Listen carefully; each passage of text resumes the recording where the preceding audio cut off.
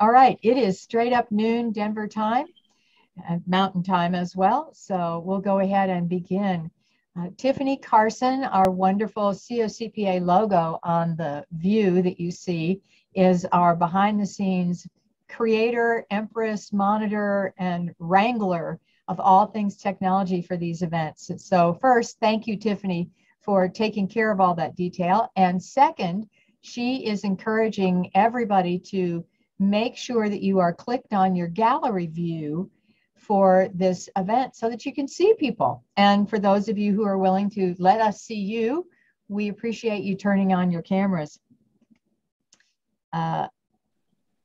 So if you don't know where that is, because somehow you've managed to miss it for the last 19 months or whatever it's been, if you go up to the upper right corner on your screen, you'll see a square that looks kind of like the Hollywood squares. That's the gallery view version, and you can change it. So I encourage you to click on the gallery view as you are able. We have all kinds of wonderful people joining us today, and the most important three are our three presenters. Rebecca Bauer, who is a member of our Diversity, Equity, and Inclusion Working Group, and Kelly Kozliski, who is a member of our board of directors, as well as with Plant Moran. And where'd she go? Oh, there you are, Alyssa. And Alyssa Wright, who is also a member of our Diversity, Equity, and Inclusion Working Group.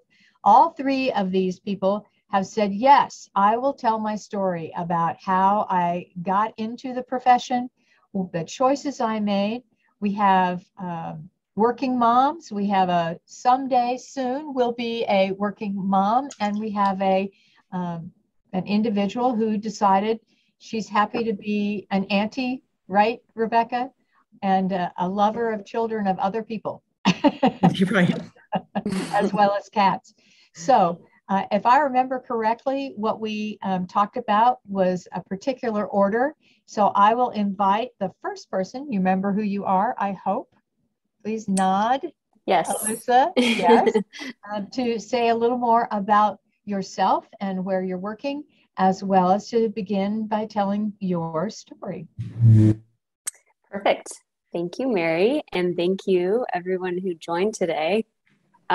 It's been kind of an interesting experience to think back on my personal experience, but I'm happy to share it with you. It's a relatively new, I mean, I've been in the career or this profession, I suppose, now for 6 years. So, but I've found that as I've kind of gone through my career and thought about it, I've kind of done a lot in those 6 years. So it's been a fun ride. So I got started, I graduated from Fresno State in 2014 with a business degree in accounting. I was one of those students who got hooked or roped in, I suppose, with the Accounting 101 class and kind of fell on top of the world, like, okay, yeah, I can do this, I get this. And then intermediate accounting comes along and you start to question that. And then you take the CPA exam and then you really start to question it. But I managed to get through those obstacles, and I'm happy to be where I'm at today. So after I graduated from Fresno State, I actually got married that same year, which was something, I never thought would happen, but I guess when you meet the right person, it all works out. So my husband was in the Navy at the time, so we knew that we were going to transfer to a pretty remote place. Edwards Air Force Base was where we went, and it was very remote. So we knew we were only going to be there for a year. I kind of used that as an opportunity to say, like, okay, well, my job, I guess opportunities may not be so vast there. So why not use this as the time to take the CPA exam? So I was studying for that all year long in 2015, and I set a goal for myself to pass it at the end of the year, which I did, and I knew would kind of open up some more time, certainly, and opportunities to find other jobs. So from there, we then picked up and moved to Ridgecrest, California, which was further remote into the high desert of California. So knowing that, again, opportunities may not be as plentiful as I would hope, I still did my best to see what was available. After passing the exam, I really kind of wanted to go into tax. There was one small tax firm. There were a couple of small tax firms, but one of them certainly a promising one, and one that I wanted to pursue at the time. Whenever we had first moved in the beginning of 2016, wasn't really any opportunities available for me at that time. So I did find a staff accountant position at the local hospital, and Go ahead. I got her over here. I'm doing my thing. Courtney, could you please mute yourself? Thank you. Oh, there we go. I've done that many times. So yeah, I found a staff accountant's job at the local hospital, Ridgecrest Regional Hospital. And that was really my first exposure to the accounting world, really kind of having a big girl job and seeing what all this profession is about. And I didn't know, I hadn't really thought about pursuing that direction in accounting, but I'm certainly glad that I did. I was obviously heavily involved in the month-end closing process. It was a small team, so I was cross-trained on a lot of different roles, and it really kind of opened up my eyes to seeing how a business works, which, you know, I'd kind of always heard about that you would see that in accounting, but I just hadn't experienced it yet. So it was an opportunity that I certainly didn't plan for myself, but I'm very grateful for it. Being a part of a small team was fun because I did have a lot of opportunities to kind of explore a lot of different roles. However, I did know that I couldn't get licensed as a CPA while working in that job. And I was definitely not going to let the time go to waste that I used to pass the CPA exam. So I still kept in touch with the small tax firm that was in the town of Ridgecrest. And I continued to reach out to the owner of that business. And sure enough, an opportunity opened up about a year and a half into my job as a staff accountant at the hospital. And once that job opened up, I grabbed it and I decided to, continue on with this tax accounting role or tax accountant role that I had kind of seen for myself and wanted for myself. And it was a very unique experience. The owner of the business had worked out of, she had started it when she was living in Ridgecrest, but she had since moved to Texas and was running it remotely. So she had someone in the office there, but really whenever I came on, I was the only person in that office to kind of meet with clients. And really, that was a really big opportunity for me that I, again, hadn't anticipated, but I jumped into it kind of head first, and it was fantastic. I realized that was certainly a rewarding part of the job that I didn't know that I would love so much, but I really did. And that was, kind of being in a profession where you have an expertise and a knowing that not everybody does, and they come to you for that. It's certainly helpful and rewarding to then like share that knowledge and that expertise with people who want your help. So, it definitely exposed me to a remote working environment as well, which little did I know I would fall on that knowledge a few years later, as in now. But it was a wonderful, really great experience. I was there for about a year and a half. You'll kind of start to see a trend with that year and a half timeline. It was about that time that my husband decided that he wanted to get out of the Navy and wanted to pursue other career options, while also keeping in mind that it would allow me to also pursue different tracks, I guess, with my profession. So about that time, I was kind of thinking, okay, I really like this tax role that I'm in. It's challenging. You've got your busy seasons that kind of brings a sense of camaraderie amongst your team. And I certainly had that there, but I did kind of want to get more involved in more complex tax scenarios. So I started to think, okay, well, where do we want to move? And Denver came up. So I decided to start looking into public accounting firms here in Denver. And I landed a job with Reuben Brown. And I was, I asked for complex tax scenarios, and I certainly got them, but in a really great way. It forced me out of my comfort zone. It forced me to really, truly understand tax returns, partnerships, S corporations, things that I thought I had kind of seen with the small tax firm, but certainly we're now seeing in larger situations and definitely more difficult.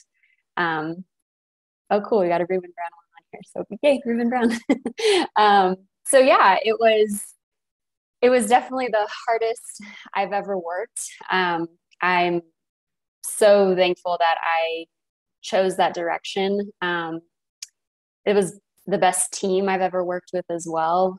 It's definitely grown me in a way that I, again, just, you don't know what the future holds. And that certainly showed me a side of myself and how far I can push myself. So I was very happy to have been there for as long as I was. And again, if you guessed about a year and a half later, was I thinking something different? I was.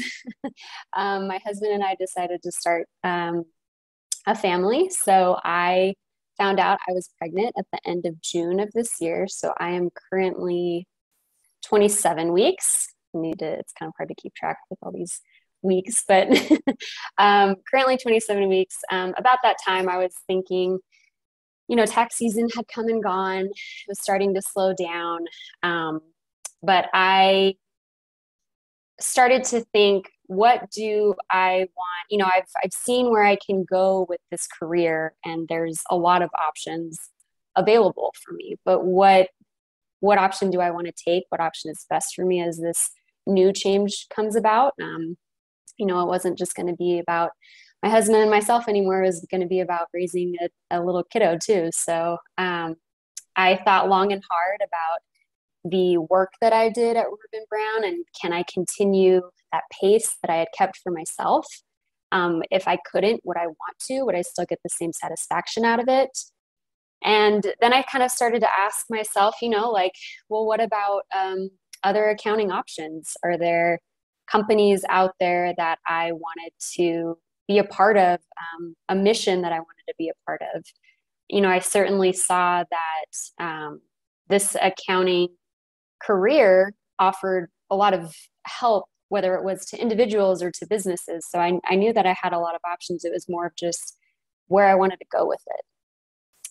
So I decided to put public accounting behind me, at least for now. Like I said, it was a challenge that I very much enjoyed. And but I knew that if I was being honest with myself, the role that I wanted to play as a mom coming up, I don't think that I could have done that while also staying in public accounting. So I did search out some accountant jobs with companies, and I actually landed a job as a senior accountant with Guild Education. So I started with them at the end of September, knowing full well that I was going to get a certain amount of time in with them to kind of learn how they do things, but then maternity leave would come up as well. So, but I wanted to get my feet wet with that first, the option of certainly like, hey, should I stay at my current job at Reuben Brown, and then, go on maternity leave and then see if, how I feel afterwards. But I kind of wanted to keep pushing myself. I wanted to give myself an opportunity to start something new before a little one came along, knowing that, or with the hopes that I could, continue that once baby has joined us. So this experience with Guild has been, again, very unique. I am in this position with a pretty young, fairly young company that doesn't have everything figured out just yet. They certainly have a good foundation, but there's a lot of growth to be had there. And being a part of that team that kind of helps grow, at the very least, the accounting team has been is rewarding in a way that, again, wasn't anticipating. You know, I've seen rewarding part of this job working with clients, but I knew that I wasn't going to necessarily be working with individuals so much and helping them out with my knowledge with this job at Guild Education, but being able to be a part of a team that's still kind of figuring everything out it has been pretty rewarding in and of itself. There's a lot more collaboration than I kind of anticipated, which was great because that was certainly something that I was looking for. But yeah, it's obviously has come with its own set of challenges, not having everything prepared for you, written down for you. You have to do a lot of figuring out on your own, taking initiative to figure that out on your own. But it's been great so far. So I am excited to see where I'll go with this, how I will think about this job, you know, once a little one comes around. I know that while I may not have a solid, I guess, 5-year, 10-year plan of exactly where I want to be, I know that the career and the profession that I've chosen will allow me kind of opportunities. And it's kind of exciting to not know exactly where I'll end up, which, you know, that is exciting. It can be anxiety inducing sometimes too, but for the most part, being an accountant has provided me a lot of experience, growth, more than I could have ever imagined. You know, I think whenever I first started this journey in college, everyone told me, oh yeah, you go with accounting, you can do whatever you want. And I didn't really know what they meant by that. But I am kind of starting to see it now. I think that as my life has changed, I've been able to find a way to fix and I guess my career has been able to grow with those changes in my life. So I've got another big one coming up here in a few months. So I'm definitely excited to see how and what direction my career will take me. So that is my story as of today. I'm happy to answer questions or pass it on to our next speaker.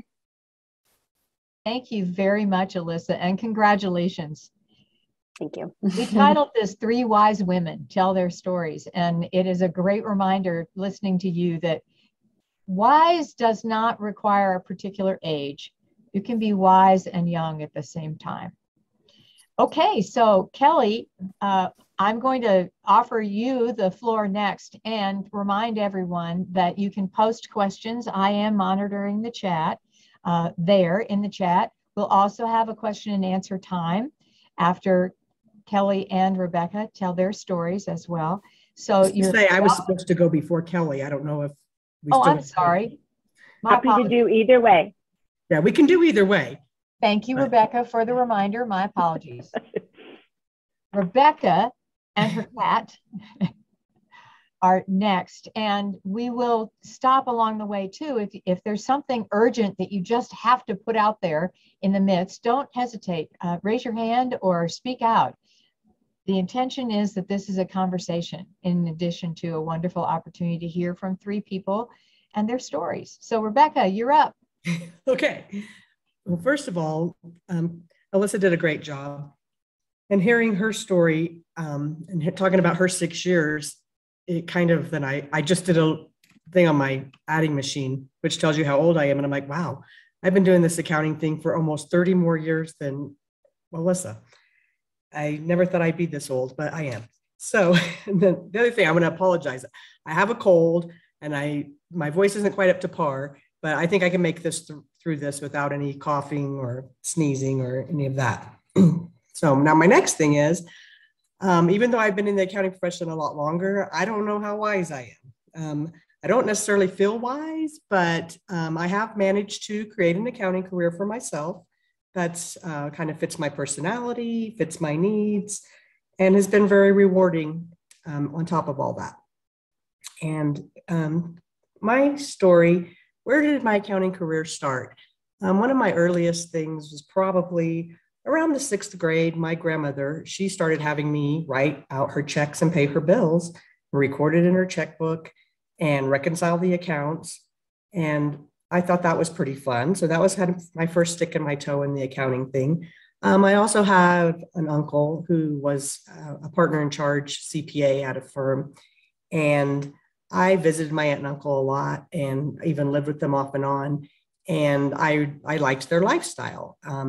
They had enough money for everything. They got to do fun things. And that was a real contrast to the house I grew up in. And so that was something that kind of put in my mind that, wow, this would be maybe that's a career I want so that I can live like that. And so that was kind of one of my next things. And as far as from there, I always knew I was going to go to college. My grandmother that I talked about, she had to drop out of school in the 8th grade when she was right around that time. Her father died. There were 10 siblings. They all lived on a farm, and she and 2 of her brothers had to go. They had 2 farms, so they had to go run one of the farms.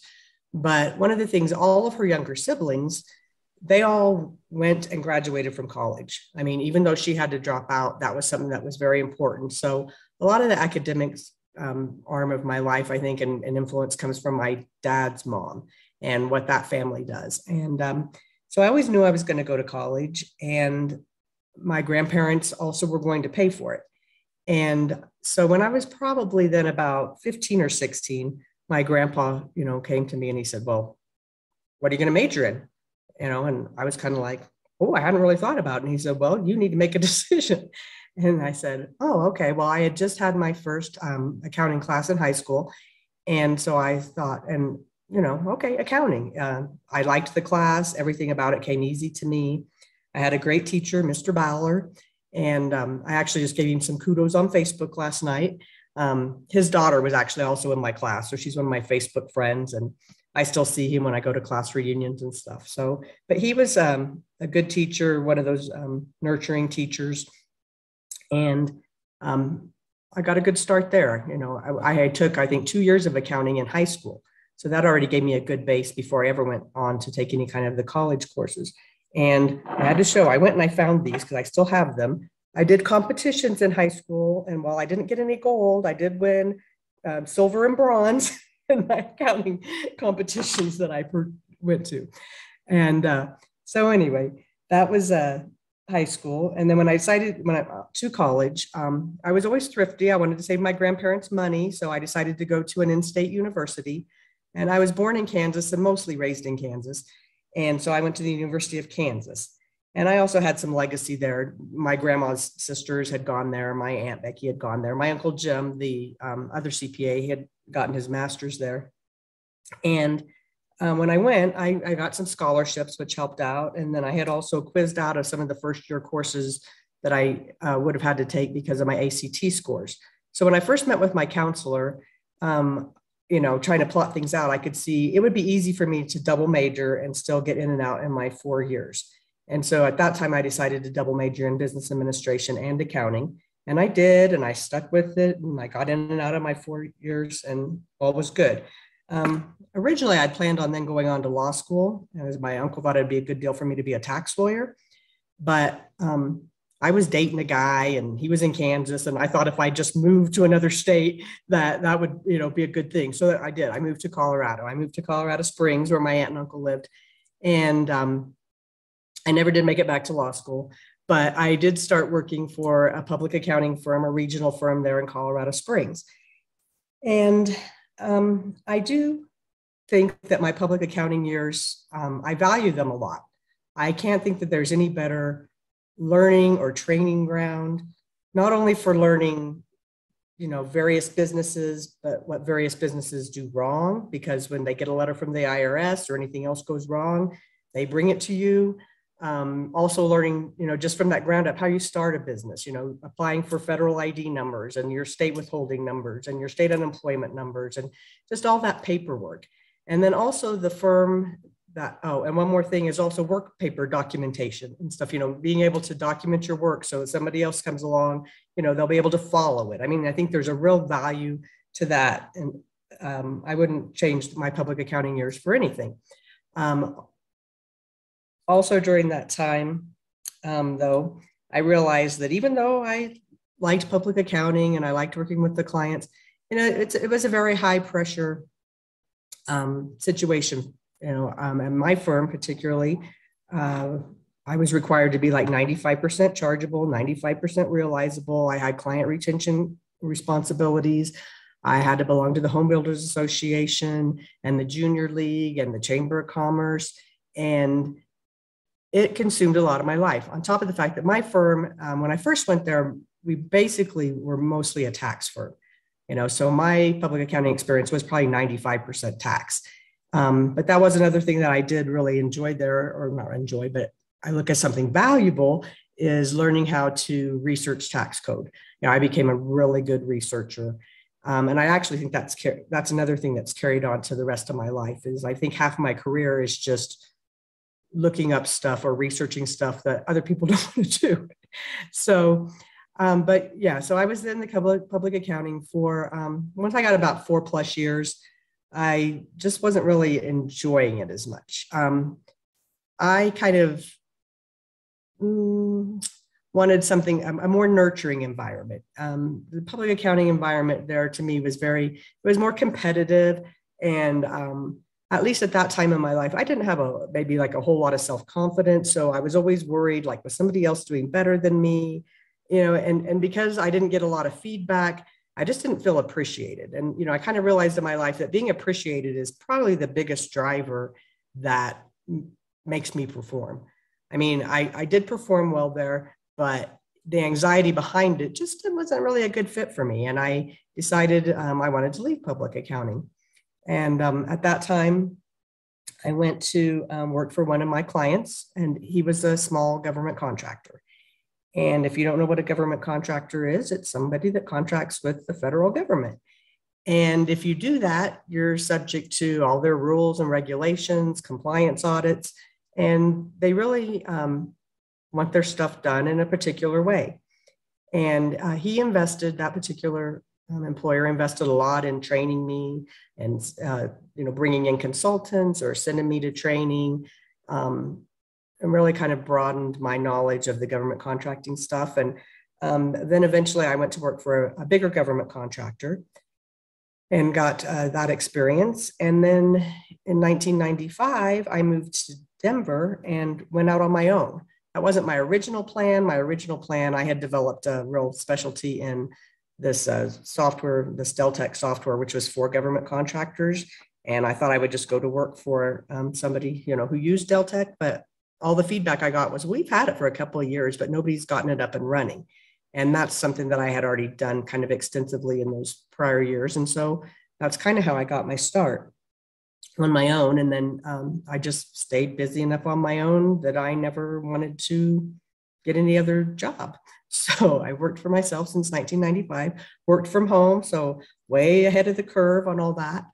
One of the things that I really liked by being my own boss, I mean, for one, you have to be very self-disciplined, which I am. So that's not a problem. But also, even though, a business has to make money, being on my own, I realized I don't really need to work 2,080 hours a year to make it, I don't need that much money. I can really only have like 1,000 billables a year, 1,000 billable hours a year, and I can make enough money with that. So the thing that allowed me is a lot of flexibility, a lot of work-life balance.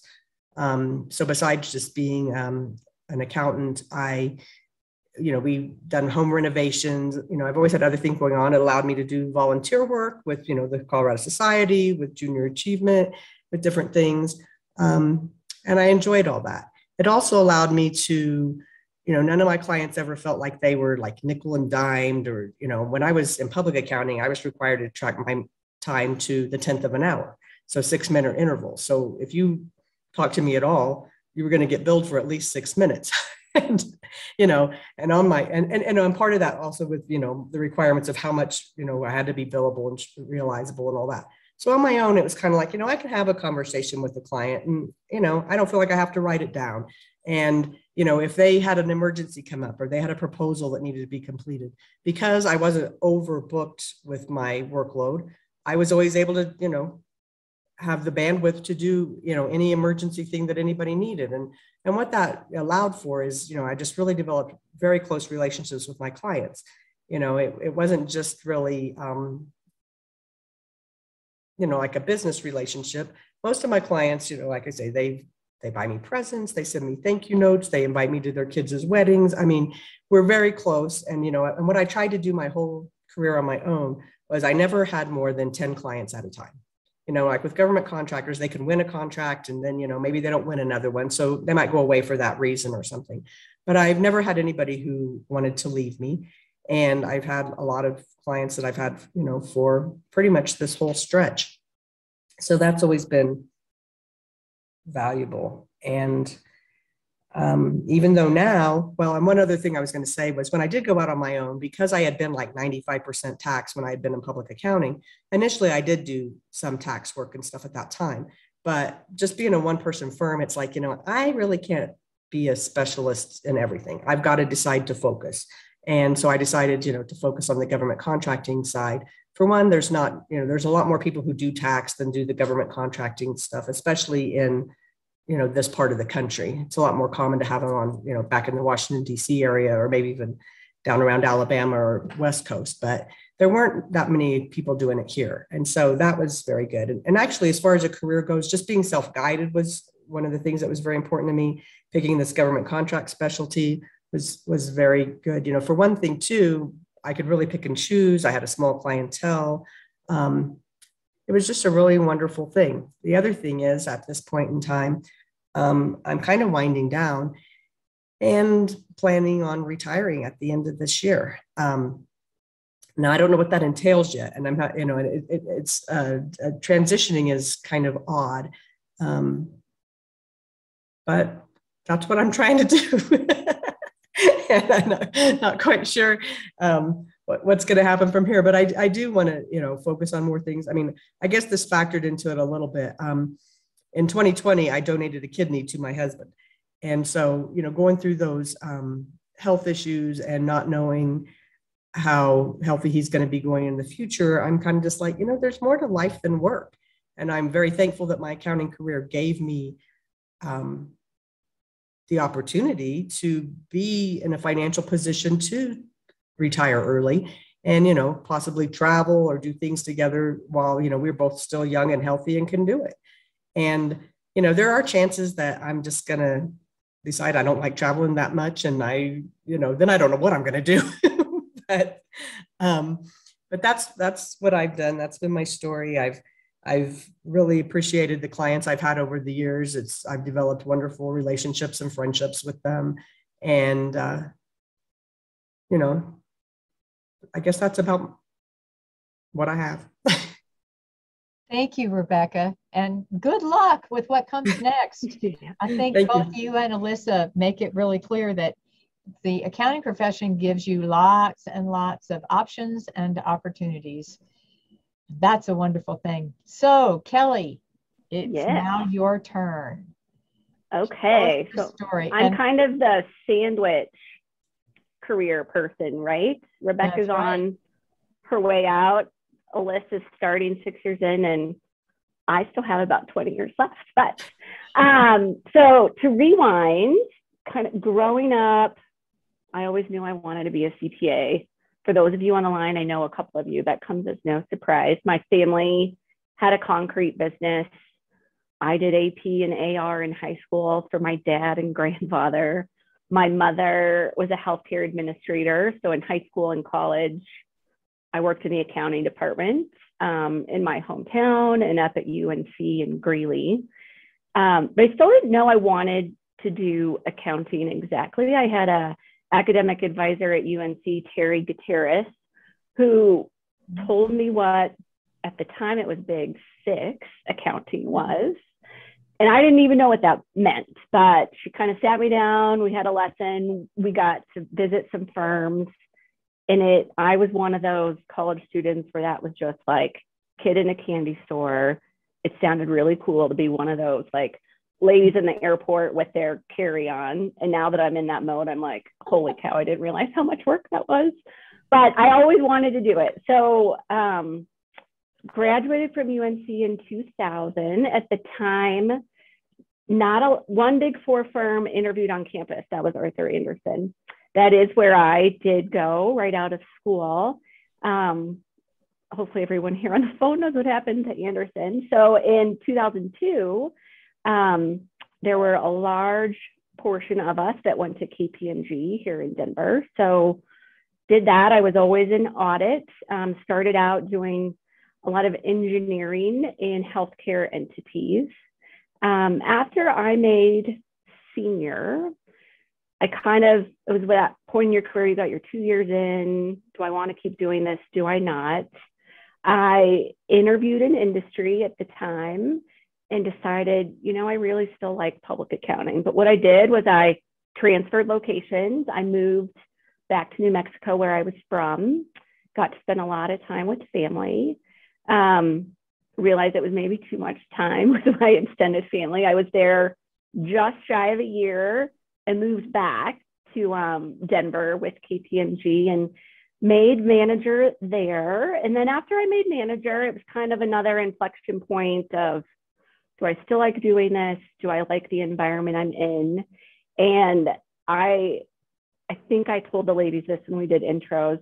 When I first started in public accounting, I was like, I'm going to make manager. I don't want any distractions. I was that like, sound awful, but like, don't date, just heads down, get to manager. So then I made manager. I'm like, okay, now what? It was about Alyssa's age. And I thought, do I want to keep working at this clip forever? And I didn't think I did. So I did start interviewing with firms, and a firm that I didn't know about when I graduated, but I learned because a lot of my colleagues went to work there, was EKS&H at the time. And I actually saw Bob Hotman, who was our CEO at the time, speak at a Beta Alpha Psi conference. I was there for KPMG recruiting, and I was sitting in the audience thinking like, I want to go work for that guy.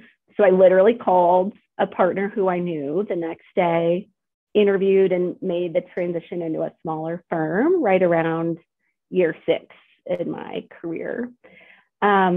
And then from there, just kept trucking along, right? Audit manager, senior manager.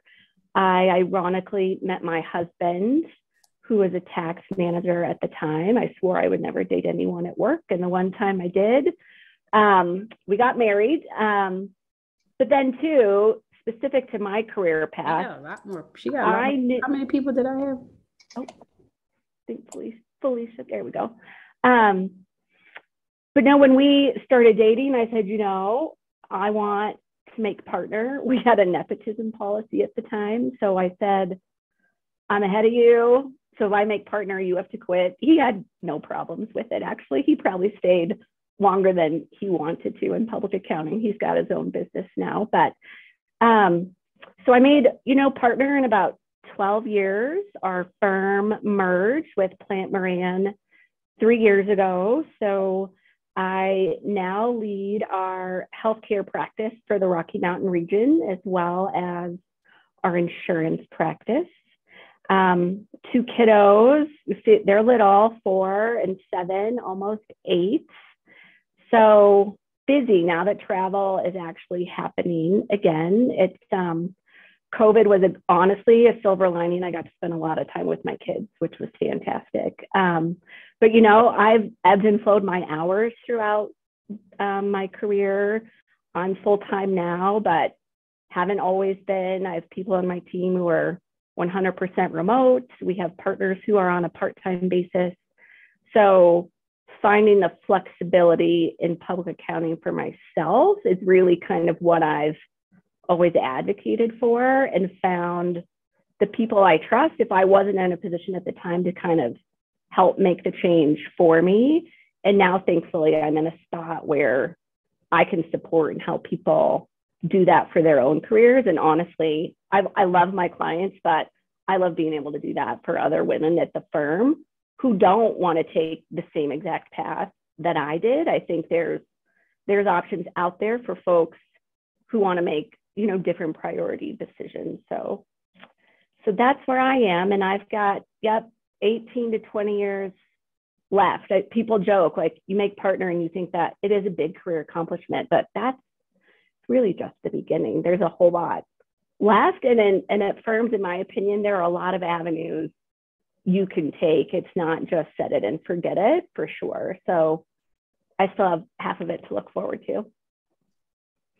Thank you, Kelly. And yeah, what a wonderful thing to be able to say. 18 to 20 years, yay. I know, I'm kind of sick that way. I like it. It's a wonderful thing for all your clients and as well as for all your colleagues who you support so actively. Yep. So Michelle asked, and this one particularly for you, Rebecca, how did you develop more self-confidence?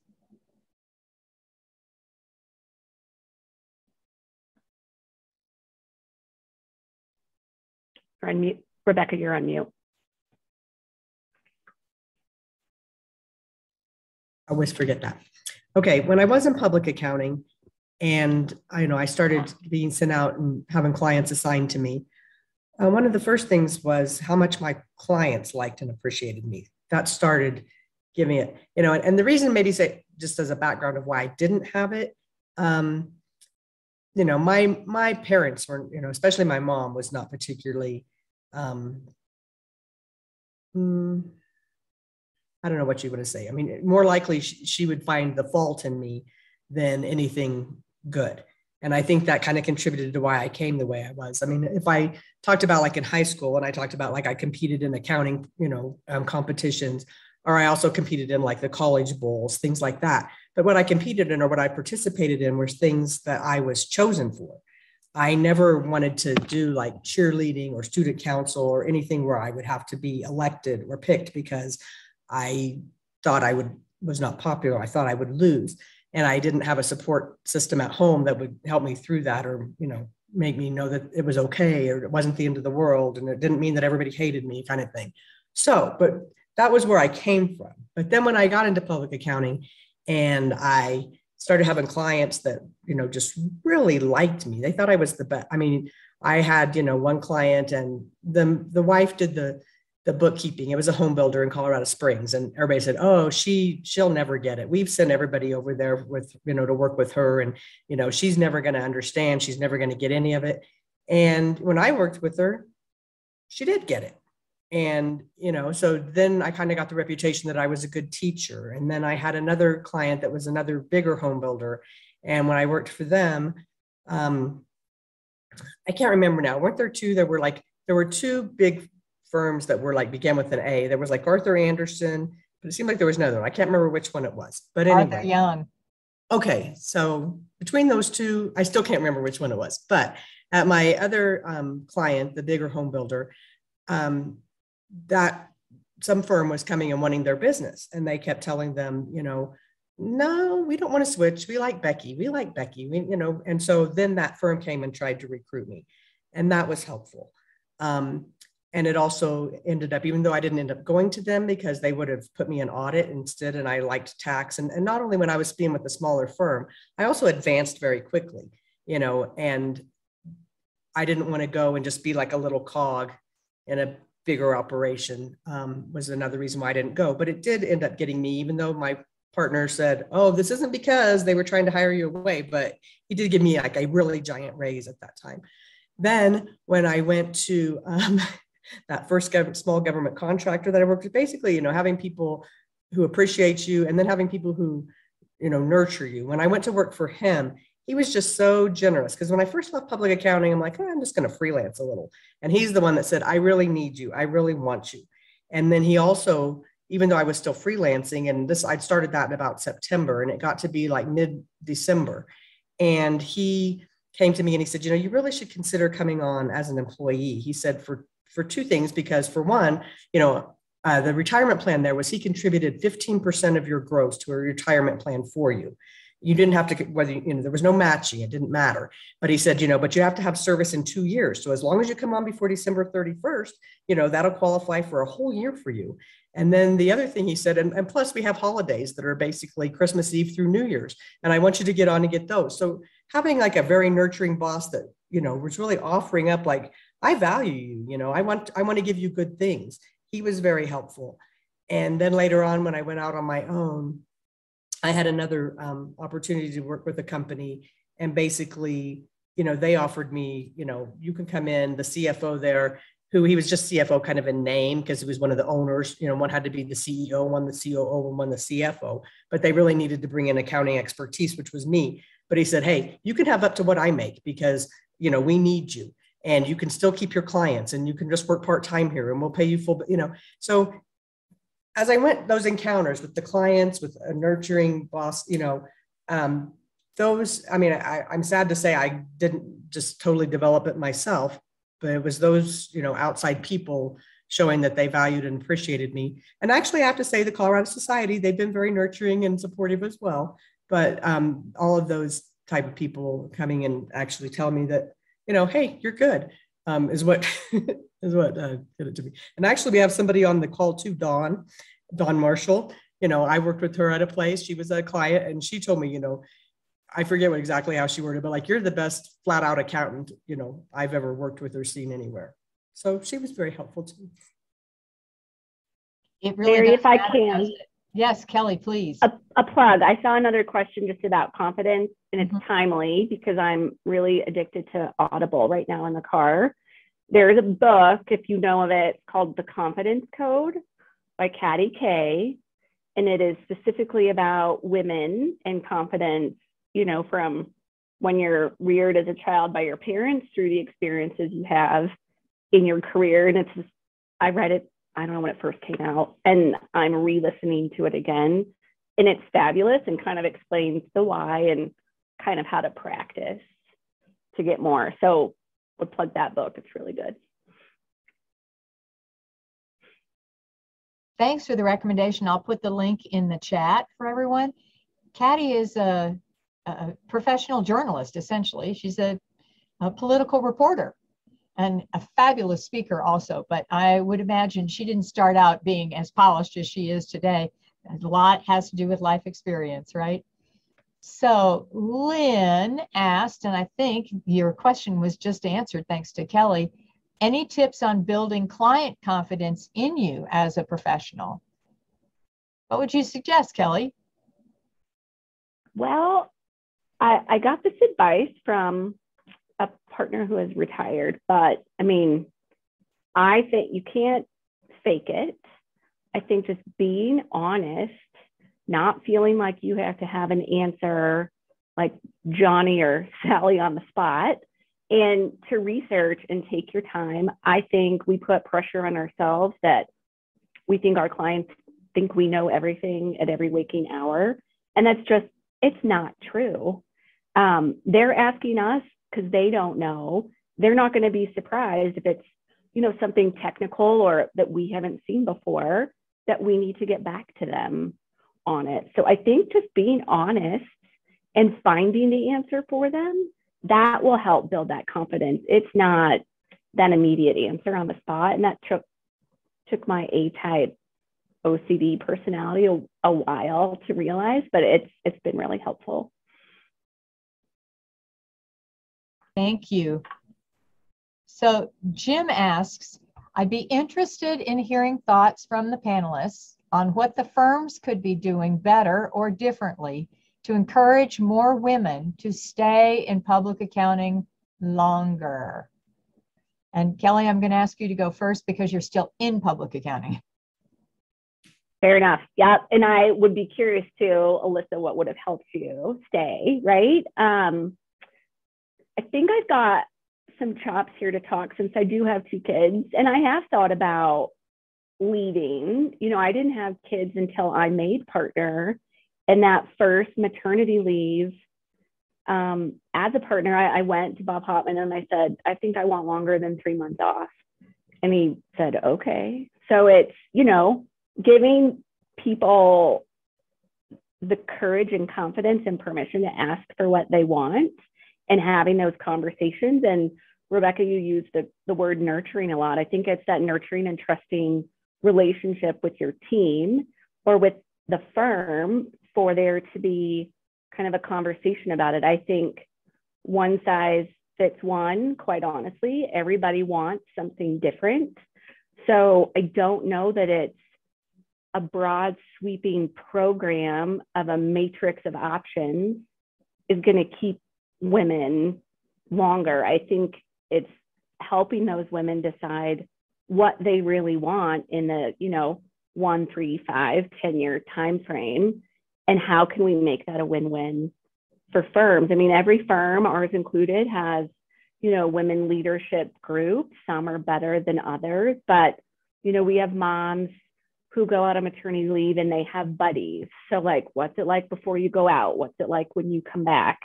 Our highest turnover rate is right around that time when people are trying to figure out family and public accounting. So I think it's more that one size fits one, and then overarching, it's hours, it's time. People want to spend time with their families. So giving folks that flexibility.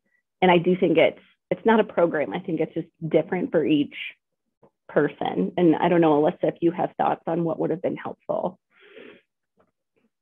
Yeah, no, I think you nailed it with just, trying to figure out that balance. I mean, it is a work-life balance. And, when you're starting a family, you're thinking about it in a different way. My personal decision was, there were a lot of different factors, but for one, the maternity leave policy that I had at Reuben Brown was significantly less than what I found outside of the firm.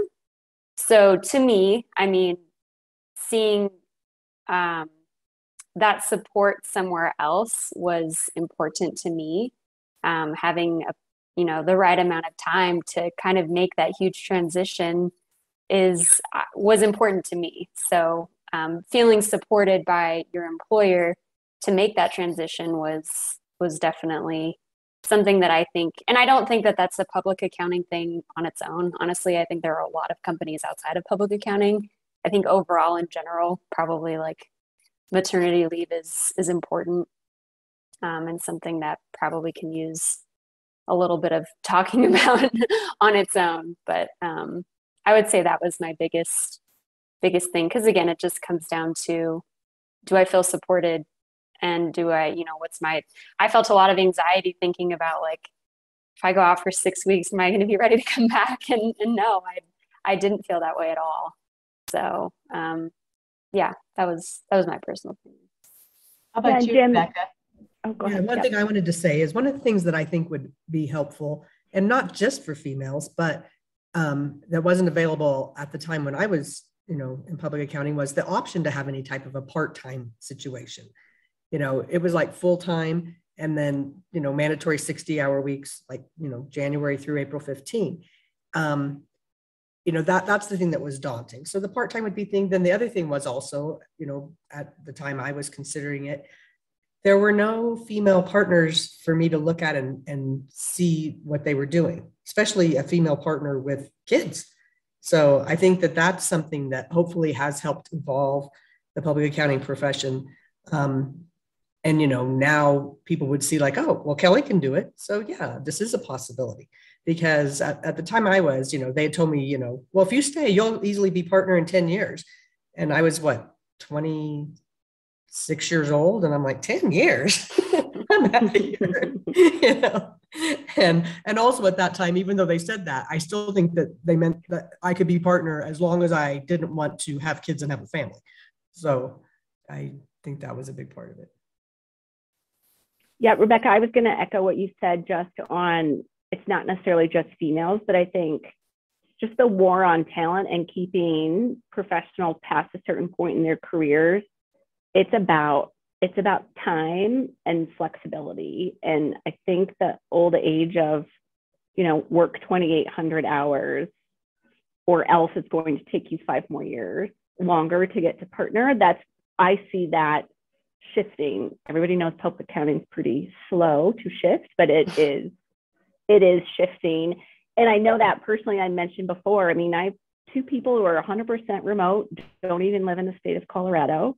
I have 2 others who do not work full-time, and not only not full-time public accounting, but not even 40 hours. So, finding, and it shouldn't just be like, oh, if you want a flex schedule, go see Kelly at Plant Moran. We've got to get, you know, all partners and firms kind of going that direction. But I think our employees are doing a great job of being a little more vocal about what they want, and they're kind of forcing the change. And I would imagine, Kelly, at least in your environment, and probably for those of you who are in public accounting roles, the pandemic itself has pushed a lot of that as well. Yep. Because we proved that we could do it. Yeah, you can't say it doesn't work. So that excuse is out the window now. Yep. So Heidi asks, any tips for us young baby boomers? I don't know how old that is, but Heidi, you can let us know if there's an age bracket here, who will continue to work in our accounting careers for several years to come, how to best work with and for our younger counterparts in the profession. So kind of a generational twist. Who wants to go first on that one? I'm thinking, I know, what is a young baby boomer? Well, the baby boomers are supposed to be 1946 to 64. So my mom was born in 46 and I was born in 64. So my mom and I are both baby boomers. So a young baby boomer would be, yes, it would be Rebecca Bauer and myself, Heidi O'Neill. I was born in 62. Okay. Yeah.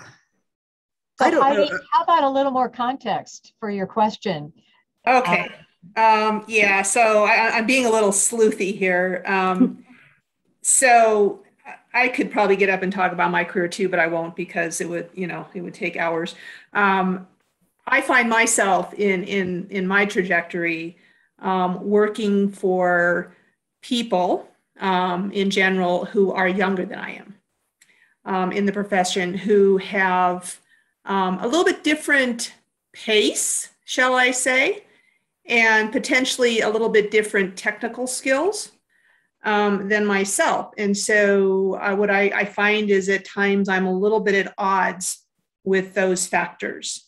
And I just wondered if our panel, particularly maybe, Kelly and Alyssa and Rebecca too, because I'm sure you've run into this, what tips do you have for those of us who find ourselves not in a position of being able to retire tomorrow, which I would love to, but we'll probably finish out our careers, go all the way to 68, almost 70 years old.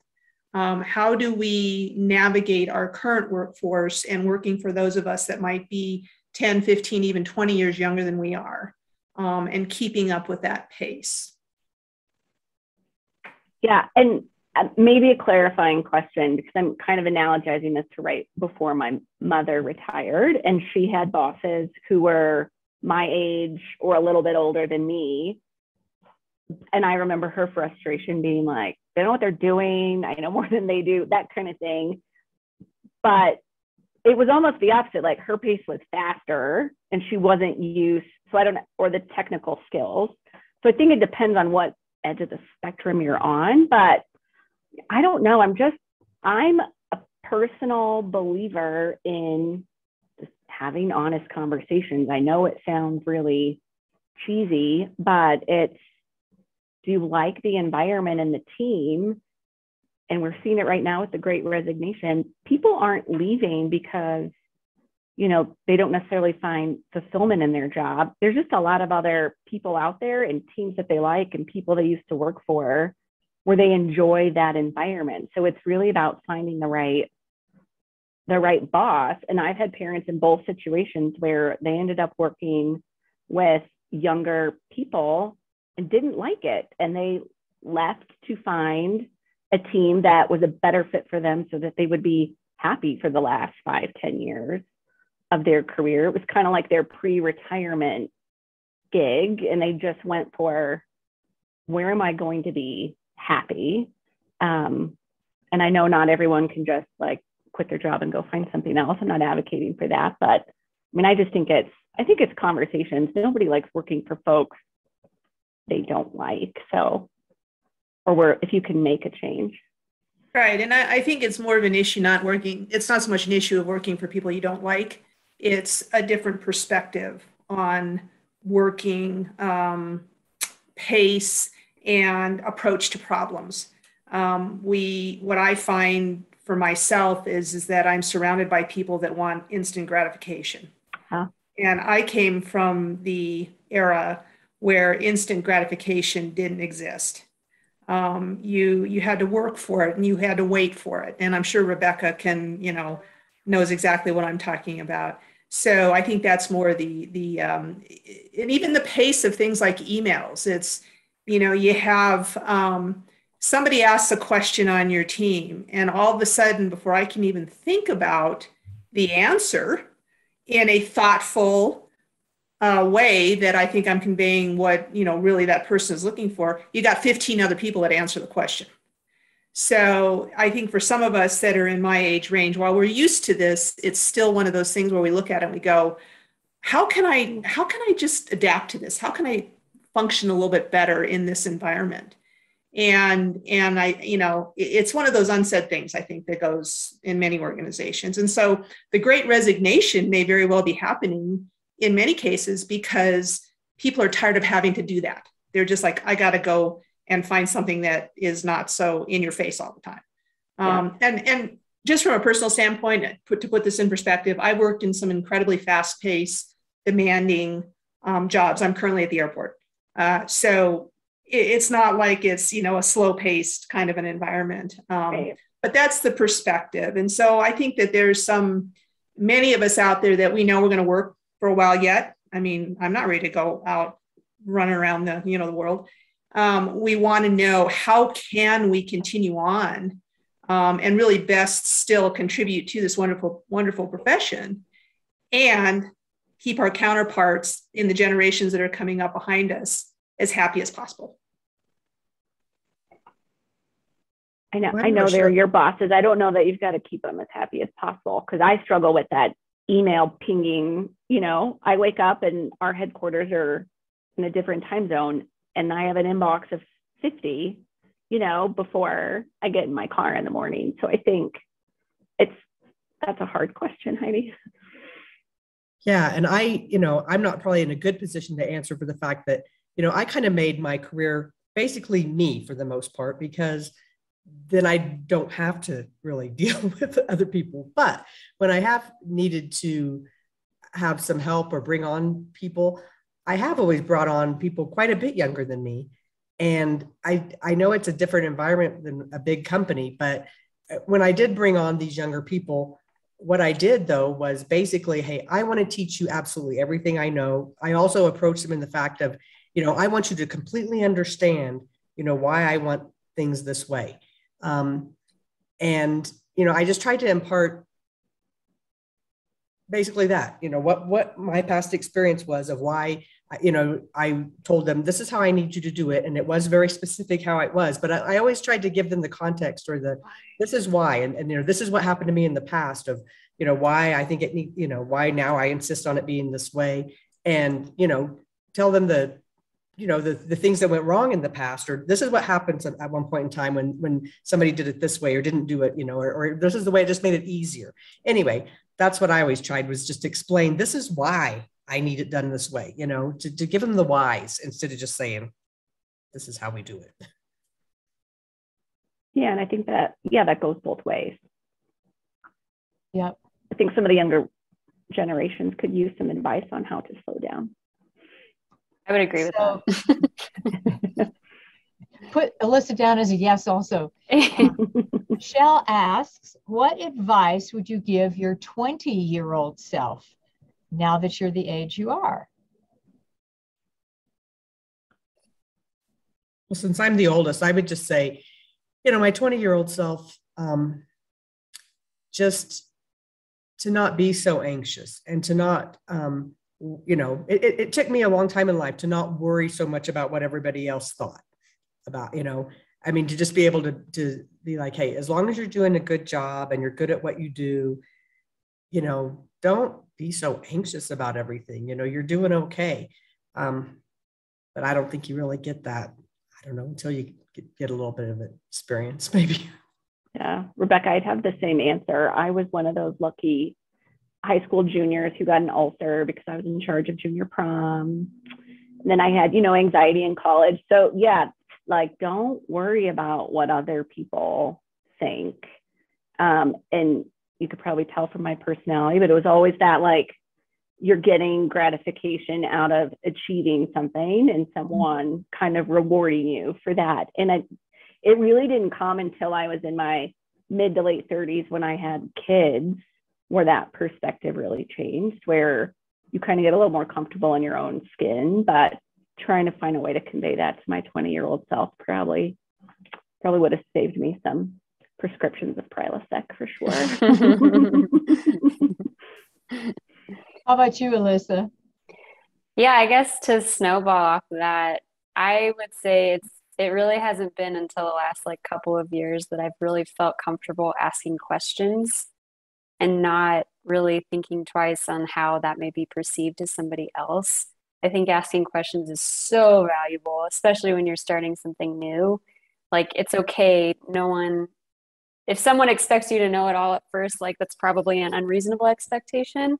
But I think the reality is nobody expects you to come into something new and know what to do all of a sudden. So especially when you are starting something new, to take that opportunity, because I almost feel like it's a get out of jail free card sometimes. Just ask the question. So that's what I would say. So Lynn asks one more question, and yes, there's time. Do you think auditors will return to the field full time as we were, or you all were, in pre-COVID times, or will this remote in the field hybrid continue? Does being 100% remote or even 50% remote affect the integrity of the audit? I think that's a toss to you, Kelly. I think it is too. So big picture, no, we're not going back to our clients. It's a client-driven world, and they don't want us there 100% of the time.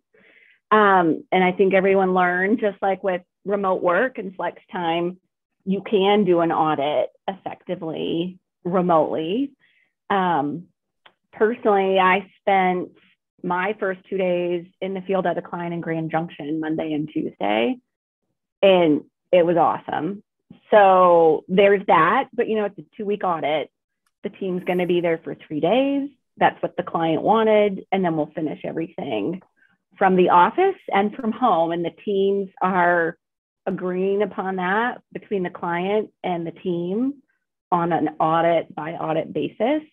I don't see that changing a ton. In terms of integrity of the audit, I think that's tricky, right? When it comes to the standards and what we've got to do. In particular, one of the challenges we saw last year, which I'm sure everybody at other firms did too, was just on physical inventory counts.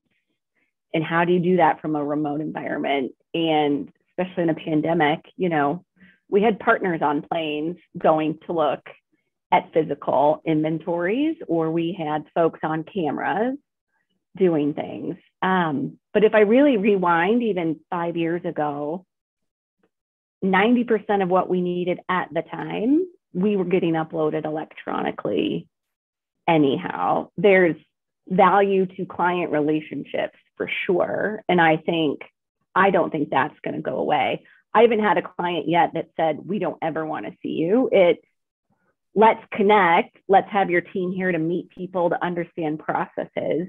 But the real ticking and tying of auditing can be done remotely. And I don't think we're ever going back to 100%. Alyssa, in your tax world, I suppose the question still could be one of in-person versus virtual. Do you have anything you'd like to add? Yeah, I kind of think, at least, I don't know, my opinion, I can't imagine they would make anyone go back, but I would say, like, I'm a people person, and with tax season being, and I guess this could go for any busy season really, being so challenging, it is kind of nice to be surrounded by people who are kind of going through the same thing that you are. I think that's what kind of builds that camaraderie. That's harder to do, I think, virtually, but I don't think impossible. Yeah, Alyssa, to that point, our new hires in August, it was like a breath of fresh air. They were so excited to be in the office. They're arranging for that to happen, whether it's 2 days a week or 3 days a week. You know, the first year person I was in the field with this week, I mean, he had never traveled for work before or figured out an expense report or all the things that nobody did for the last 18 months. And I mean, he was calling his mom in the middle of the audit room, like talking about how cool it was that he was on a work trip. So I think there are definitely parts of it that will come back, but it's not going to be what it was. That's for sure. Yeah, I would agree. How about for you, Rebecca, since you have really managed your career and your client base exactly the way you want it to be, what are you doing? As far as in person or whatever, Mm-hmm. you know, I actually have several clients that I have never even met. Never seen them on Zoom, never seen them in any way, shape, or form. I mean, I do have some in like Minnesota, California that I have, you know, eventually I did meet most of my clients. I guess I'm a little, I have no need for that camaraderie that Alyssa talks about. I mean, if I'm going to work, you know, I've been in places they're like, you know, do you want this nice front office with this beautiful view and a window, or do you want to be back here in this hole? And I'm like, put me in the hole, you know, because when I'm working, I am focused. I don't want the phone to ring. I don't want an email to pop up. I don't want somebody to stop by and chitty chat with me. You know, to me, it's like, well, and because I've been able to do my workload to be like, hey, I only work as much as I need to. So when I have this job and this is something that I'm going to knock out, that's what I do. I shut things off and I don't let myself get disturbed and I knock it out as fast as I possibly can. Because to me, every time you get drawn away from it, then you have to refocus and that takes longer. And to me, that's just kind of like, you know, then that costs the client more. And so to me, if I'm working on a client thing and I'm charging billable time, I don't let myself get interrupted. I mean, they shouldn't be paying for me to like, you know, get a call from my mother or, you know, something like that. So that's kind of how I am. But as far as seeing people, I mean, I love my clients, but we, you know, we can talk on the phone. I mean, I've talked on the phone with most of them for years. And, you know, and then there are the ones that I've met, you know, in person and stuff. And, but yeah, as I'm bowing out, you know, I'm one of those people, I don't need a lot of hanging out with people. It's a style preference, right? And yeah, it's really, I mean, I can be friendly. Yes, Rebecca can be really friendly. I'm here to tell all the rest. I have hung out with her and she's great. But I think to Kelly's earlier point, it's client driven or customer driven, right? First and foremost. And if you have to, as Rebecca has, you make sure that your clients and your customers like how you are already. Yeah, well, and to put on that, I don't need it to complete the work, but I do have some clients, like when I lived in Centennial and, you know, I have a client in Boulder and they're like, we want to see you. And I'm like, well, if you want to see me, then you're going to pay for all my commuting time, even though sometimes from Boulder, it takes me 2 hours to get home, even though it only takes me an hour to get up there. And they were like, that's great. We don't mind. Charge us whatever you want. Well, I'm going to go see those people. Yeah. Yeah, absolutely. They want to see me that bad, I'll come. So Magda put a wonderful comment in that I want to make sure before we wrap today, you get to hear, the three of you. She says, thank you all for sharing your experiences. I recently made the decision to go part-time and thought it was the end of the world. LOL. So happy to be part of this evolving profession. For sure. So, we are almost at time. We have the opportunity to preview a little bit with Ken Richards, what he's going to do on December 22nd, when we'll have our next See Me story, noon to 1:15 Mountain Time. Love Makes a Family. And Ken, if you'd like to do a 30-second commercial, this is your opportunity.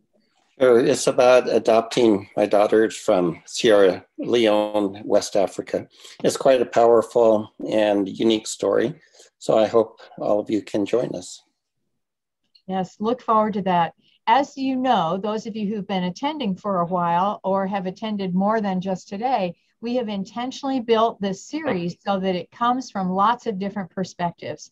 And in January, on the 26th, Dan Hawkinson will talk about his experience being gay in the accounting profession. So look forward to many more. I hope that you will join us again. Tell your friends. You are welcome to bring others to the table virtually. And thank you for being here today. Kelly, I'm going to give you 30 seconds, and Alyssa's going to get 30 seconds, and Rebecca's going to get 30 seconds for a parting piece of advice or word of encouragement, or just a last thing you'd like to say. Oh, 30 full seconds.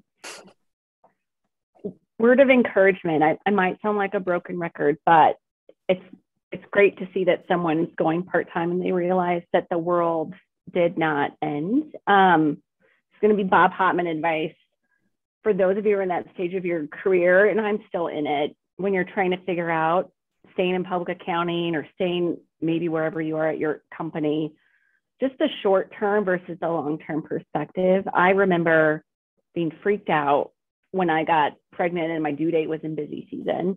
And Bob Hotman drew a really long line and he said, Kelly, this is like right here on the whole long thing. And that I come back to that quite often when life changes. And I just think that's really important for people to keep in perspective. Thank you. How about you, Alyssa? Yeah, I think keeping in mind that change is really the only constant. So roll with it. I say that out loud because I try to remember it myself. I'm not always the best at taking my own advice, but I do think that, I mean, because your life changes so much, this profession, I think, can be pretty supportive of those changes. It may not look the way that you anticipated, but it still will probably turn out okay. Thank you. And Rebecca, bring us home. Okay, I guess my idea would be that, the accounting profession, you can really be anything you want. You can make it anything you want. If you aren't happy in the position and what you're doing, change it. That's what I did. I just decided to go on my own and make it into what worked for me. And I know Alyssa had mentioned this, one of our planning sessions, is that also it's not just numbers, it's also working for companies or helping companies that do things that you think are valuable. Like I say, people contracting with the federal government, they do all kinds of things. I have people who are trying to build engines that will get over 100 miles to the gallon, or working on the next generation of GPS, or making simulators to train our troops, different things like that. So that's something that I get a whole, when people think that accounting is just numbers, they're not getting the picture. We're helping all of these companies do all of these wonderful things. That's one of the things that I want to point out. And then also, just kind of a side note, is when you're an accountant, a lot of times when you're working with clients, it's not, like I say, it's not just all numbers. You see patterns of what they're doing. It's almost more like detective work. And I've always heard that that's why the FBI likes accountants, because we recognize patterns and we, and are good at all that kind of thing. So, I know when I first started and would meet people and they'd say like, oh, I'm a CPA. And I would always tell everybody, but I'm the fun CPA. I'm a fun CPA. I'm not, because people had that idea, and people still to some extent do. And so that's why, I hope at some point I get a little, whatever chance I get, I do try to promote the accounting profession and try to let people know it's not boring and it's not numbers. It can be so many things, and it could be anything. So that's what Thank you, Rebecca, and Alyssa and Kelly, for being our wise women today, as well as all the rest of you who have been wise participants. I hope we'll see you on December 22nd when Ken and his daughters join us, and for future events as well. Best wishes if we don't see you back before the holidays, and may you be continuing safe, healthy, and committed to the profession, because it is a great place to be. Thanks, Mary. Thanks, Mary. Thanks, everyone. Thank you.